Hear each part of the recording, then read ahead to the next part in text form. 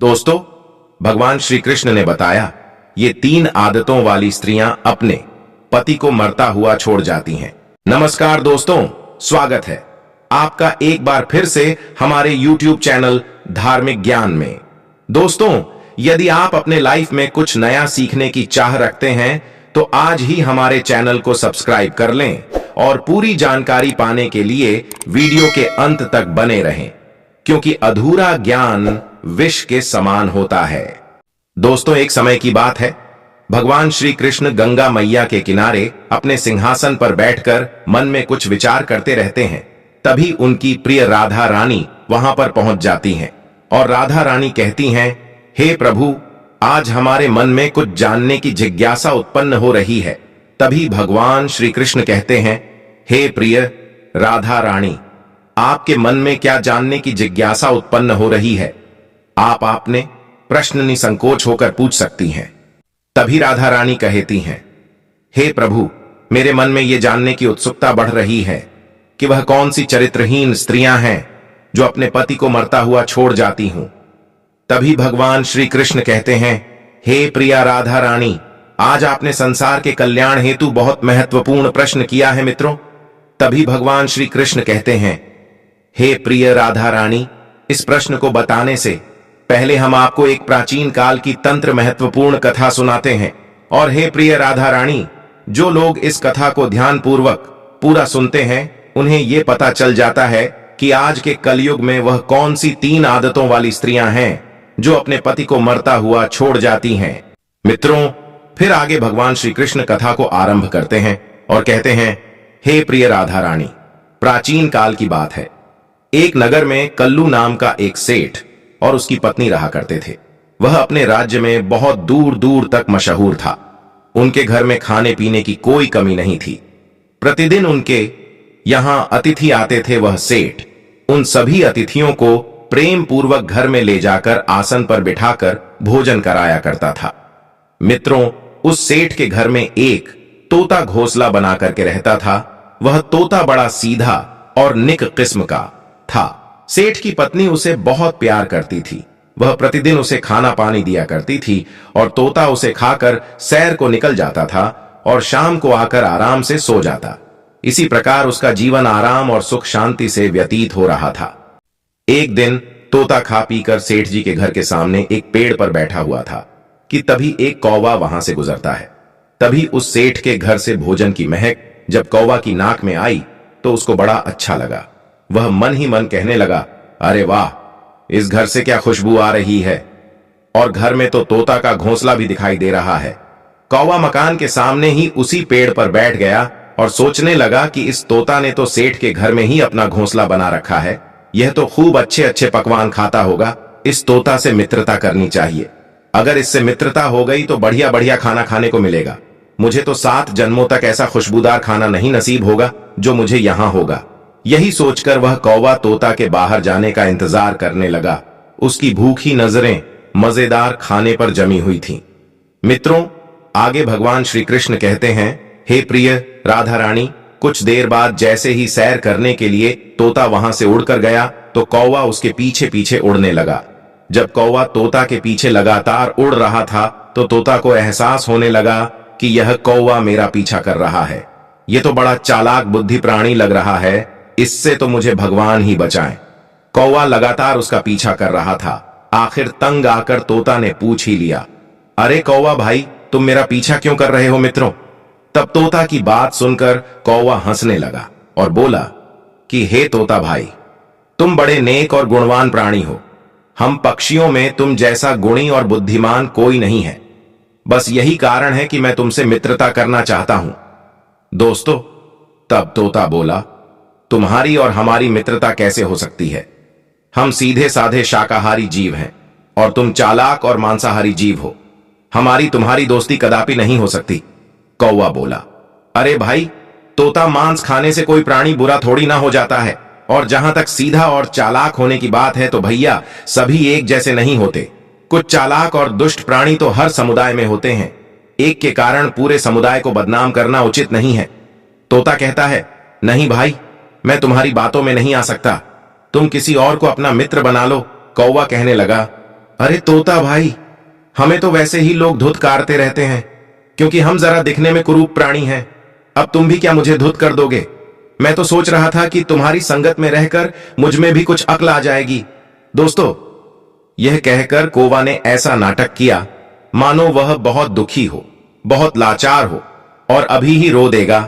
तब तोता को उस पर दया आ गई और वह बोला, लेकिन कौवा भाई, मैं तुमसे मित्रता कर भी लूं तो हम दोनों एक साथ कैसे रह सकते हैं? हम में तो कोई समानता ही नहीं है, हमारा कोई मेल ही नहीं है। कौवा कहता है, अरे तोता भाई, समानता तो अपने आप आ जाएगी। मैं तुम्हारे जैसा ही खान पान कर लूंगा, जैसा व्यवहार लोगों के साथ तुम करते हो वैसा ही मैं भी करूंगा। तोता ने कहा, ठीक है, यदि तुम जिद करते हो तो हम दोनों एक साथ रह लेंगे। कहते भी हैं कि एक से भले दो, लेकिन भाई तुम किसी प्रकार की शरारत मत करना। कौवा बोला, नहीं भाई तोता, तुम यह कैसी बातें करते हो? मैं भला कोई गड़बड़ क्या करूंगा? ऐसा करके तो मैं अपना ही बुरा करूंगा, फिर भला तुम मुझे अपने साथ क्यों रहने दोगे? तोता ने कहा, अच्छा ठीक है, अब चलो मेरे साथ। मित्रों, आगे भगवान श्री कृष्ण कहते हैं, हे प्रिय राधा रानी। वह कौवा मन ही मन बहुत खुश हुआ। उसने सोचा कि चलो, पहली सफलता तो मिल ही गई। सारा दिन वह दोनों इधर उधर घूमते रहे। सारा दिन कौवा तोता को इधर उधर की झूठी सच्ची कहानियां सुना रहा और यह साबित करने की कोशिश करता रहा कि वही उसका सच्चा मित्र है। भगवान श्री कृष्ण कहते हैं, हे प्रिया राधा रानी, तोता बेचारा उसकी बातों में फंस ही गया और इसी प्रकार शाम हो गई। तोता उसे लेकर अपने ठिकाने की ओर चल दिया। जब घर के करीब आ गया तो तोता ने एक बार फिर उसे चेतावनी दी और कहा कि देखो कौवा भाई, किसी प्रकार की दुष्ट हरकत मत करना। मैं एक बार फिर तुम्हें समझा रहा हूं। कौवा बोला, अरे तोता भाई, तुम मुझे बार बार कहकर क्यों शर्मिंदा कर रहे हो? तोता को कुछ याद आया तो वह कौवा से बोला कि सेठ के घर में जिस कमरे में मैं रहता हूं उसमें तो सिर्फ एक मेरा ही घोंसला है, हम दोनों उसमें एक साथ कैसे रहेंगे? तब कौवा ने कहा, कोई बात नहीं तोता भाई, आज की रात हम एक ही घोंसले में गुजार लेंगे। कल मैं जैसे तैसे अपना घोंसला बना लूंगा। जब हम दोनों मित्र मिलकर काम करेंगे तो काम जल्दी भी हो जाएगा। मित्रों, अब तोता बेचारा क्या कहता? कौवा उसकी हर बात का सटीक जवाब दे रहा था। अंत में तोता ने चुप रहना ही ठीक समझा। तोता को सेठ के घर से कोई खतरा नहीं था, क्योंकि वह जानता था कि सेठ की पत्नी बड़ी दयालु है। वह कौवा को मेरा मित्र समझकर इसे भी वहां रहने के लिए स्थान दे देगी। दोस्तों, उधर जब रहने की समस्या भी दूर हो गई तो कौवे ने सोचा कि उसको दूसरी सफलता भी मिल गई। दर्शकों, उस रात कौवे को भी तोता के साथ स्वादिष्ट देसी घी का दाल भात और पकवान खाने को मिले। एक तो खाना पका हुआ और वह भी देसी घी का था। कौवे ने तो वह सब खाया और फिर आराम से सो गया। दूसरे दिन कौवा ने तोता की मदद से वहीं पर ही एक कोने में अपना घोंसला बना लिया। मित्रों, सेठ की पत्नी ने तोता के साथ कौवा का घोंसला देखा तो वह मन ही मन बहुत खुश हुई, लेकिन वह सोचने लगी कि कौवे तो चालाक और शरारती होते हैं, कहीं कल को यह इस सीधे साधे तोता को कोई नुकसान ना पहुंचा दे। लेकिन वह बेचारा कर भी क्या सकता था? मित्रों, भगवान श्री कृष्ण कहते हैं, हे प्रिय राधा रानी। इस प्रकार वह दोनों मित्र बड़े आराम से सेठ के घर में रहने लगे। फिर एक दिन की बात है, सेठ के यहां कुछ मेहमान आने वाले थे, इसलिए घर में अच्छे अच्छे स्वादिष्ट पकवान बन रहे थे। सेठ जी ने अपने मेहमानों के लिए मछली मंगवाई थी। खाना बनाने वाली दाई रसोई में मछली साफ कर रही थी, तो इधर अपने घोंसले में बैठा कौवा सोच रहा था, अरे वाह, आज तो मजा आ जाएगा। बहुत दिनों के बाद मसालेदार तली हुई मछली खाने को मिलेगी। मित्रों, वह कौवा फिर चुपचाप अपने घोंसले में बैठा सोचता रहा था कि कैसे मछली पर हाथ साफ किया जाए। कौवा ने सोचा कि यदि तोता से इस मामले में बात की तो वह उसकी बात नहीं मानेगा, इसलिए अब तो खुद ही कोई मौका निकालकर मछली के टुकड़ों पर हाथ साफ करना ही पड़ेगा। कौवा को इसी प्रकार सोचते सोचते 2 घंटे बीत गए। हर रोज की तरह तोता ने उससे कहा, चलो भाई, कौवा नगर की सैर करने चला जाए। तब वह कौवा बोला, तोता भाई, आज मेरी तबीयत कुछ ठीक नहीं है, कल से मेरा पेट कुछ खराब है। मित्रों, आगे भगवान श्री कृष्ण कहते हैं, हे प्रिय राधा रानी। कौवा अपने आप को बहुत चालाक समझ रहा था, लेकिन तोता भी उसकी चालाकी समझ रहा था। वह समझ गया कि आज रसोई में मछली आई है, उसे देखकर ही यह बहाने बना रहा है। अब वह तोता बोला, देखो कौवा भाई, रसोई में कोई उल्टी सीधी हरकत मत करना। किसी भी चीज को मत छूना वरना गड़बड़ हो जाएगी। मेरी बात मानो और मेरे साथ चलो। कौवा कहता है, नहीं भाई, मैं सच कह रहा हूं। तुम यह मत समझो कि मछली देखकर मेरा मन खराब हो रहा है और मैं बहाने बना रहा हूं।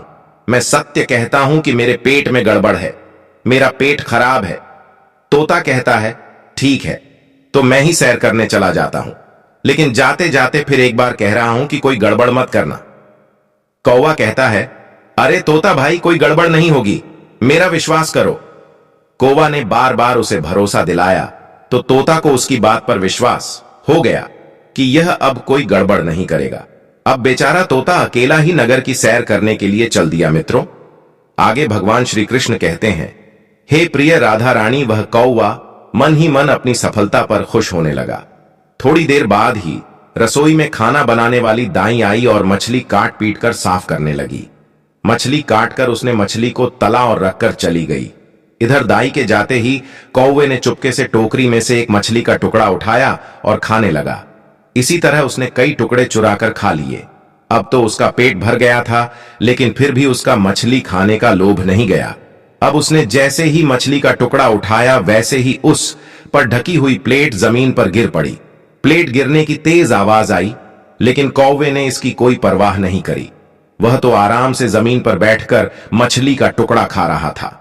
उधर आवाज सुनकर दाई तेजी से रसोई के अंदर आई कि कहीं कोई बिल्ली तो नहीं घुस आई है। लेकिन जैसे ही उसकी नजर मछली खाते हुए कौवे पर पड़ी तो उसके क्रोध का ठिकाना नहीं रहा। क्रोध से लाल पीली होकर वह कौवा के पास गई और कहने लगी, अरे पापी धूर्त, मेरी दया का तूने यह बदला दिया कि चोरी से मछली खा गया काले कलूते।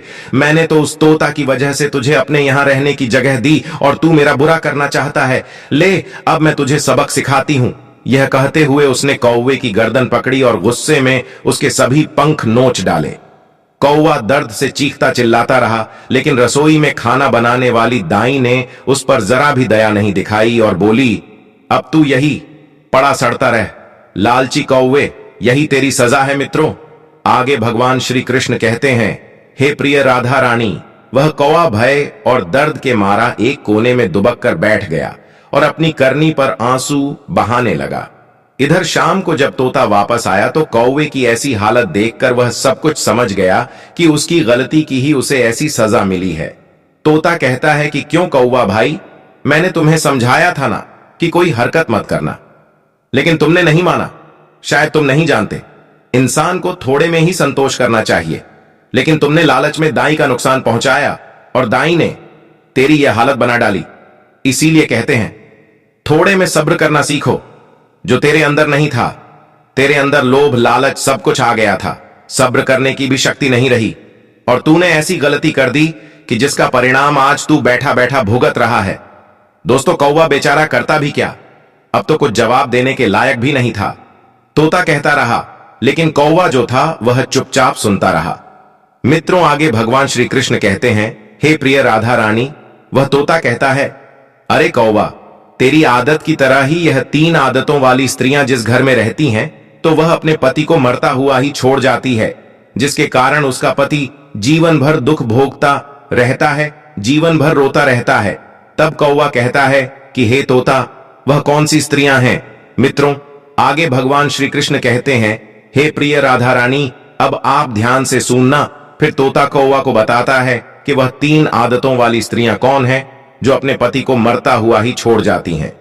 तोता कहता है कि नंबर 1, लालची। जिस घर में जिस पति की स्त्री अगर लालची होती है तो वह अपने पति को मरता हुआ भी छोड़ सकती है, क्योंकि इस कलयुग में पराये पुरुष को देखकर और उसके धन को देखकर या उसकी संपत्ति को देखकर जिस स्त्री को अगर लालच आ गया तो उसका भरोसा मत करना, वह स्त्री आपको मरता हुआ छोड़ जाएगी।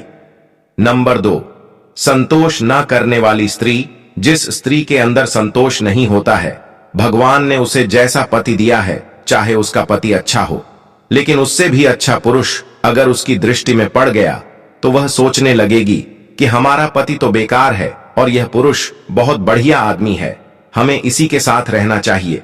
जिस स्त्री को अपने पति को देखकर संतोष नहीं है, अपने घर की धन संपत्ति को देखकर के संतोष नहीं है, तो वह भी स्त्री आपको मरता हुआ ही छोड़ जाएगी, आपका जीवन भर साथ नहीं निभाएगी और नंबर 3, लोभी स्त्री। जिस स्त्री के अंदर लोभ होता है, भगवान ने अच्छा पति भी दिया है। घर में खाने पीने वाली सब वस्तुएं दी हैं, कोई कमी नहीं है। घर में धन दौलत भी है, फिर भी उस स्त्री के अंदर अधिक धन की चाहत है। अधिक धन की चाहत में उसके अंदर लोभ है। और अगर पराये पुरुष के द्वारा उसे कहीं से धन मिल रहा है और उसका लोभ बढ़ रहा है, तो समझ लो कि वह स्त्री आपको धोखा दे जाएगी। जो स्त्री लोभ की बदौलत अपने पति को भूल जाती है और जहां धन मिलता है, धन के लोभ में वहीं की ओर खींची चली जाती है, तो वह एक दिन पराये पुरुष की हो जाती है और आपको मरता हुआ ही छोड़ जाती है। मित्रों, आगे भगवान श्री कृष्ण कहते हैं, हे प्रिय राधा रानी, यही 3 आदतों वाली स्त्रियां हैं। पहली संतोष न करने वाली और दूसरी लोभी और लालची। जिन स्त्रियों के अंदर यह 3 आदत होती हैं, तो यही स्त्रियां अपने पति को छोड़ जाती है दोस्तों। फिर राधा रानी भगवान श्री कृष्ण से कहती हैं, हे प्रभु, आज आपने इस कथा को सुनाकर हमारे ऊपर बहुत बड़ा उपकार किया है। प्रिय दर्शकों, उम्मीद करते हैं आपको हमारे द्वारा दी गई जानकारी जरूर पसंद आई होगी। तो आप लोग ऐसी ही महत्वपूर्ण जानकारी पाने के लिए हमारे चैनल को सब्सक्राइब कर लें।